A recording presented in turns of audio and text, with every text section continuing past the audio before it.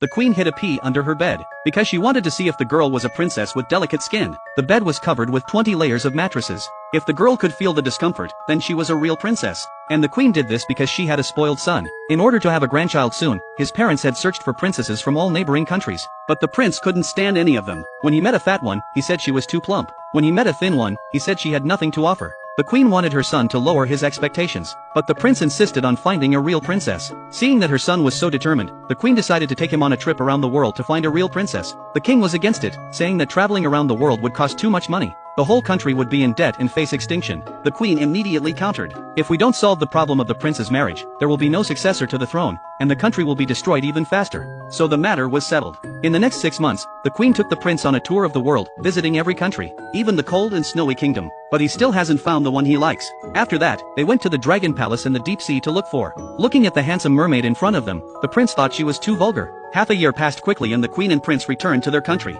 The king was very excited and asked 3 times where the princess was. The prince was very frustrated and went back to his room. The queen herself was also disappointed. The prince's matchmaking was put on hold. Seeing that the country had no successor, people and royal officials left there. Only the king's family and the butler were left behind. The palace began to fall into disrepair. It was leaking everywhere, and the king had to do everything himself. Just then there was a sharp knock on the door. The king rushed to open it. He was met by a beautiful woman. The king asked if she was a princess, but the woman said, "What princess could be as poor as I am?" She entered the room without asking the king's permission, with a hint of arrogance in her voice. But the king was so excited that he told his wife, "Maybe the prince would like a girl like that." The queen was pleased with the girl when she saw her for the first time, but she insisted on some tests to see if she was a real princess. So she had the butler prepare 20 layers of mattresses, and secretly put a pea under the mat to see if she could detect it. But the woman was so cold from the rain that she tossed and turned all night. The next day at breakfast, the queen asked the girl how she slept yesterday. The girl said frankly that she hadn't slept well all night. The queen was very excited and thought that she felt something under the 20 layers of the mattress because of her delicate skin. The girl also said that the thing made her shoulder very painful.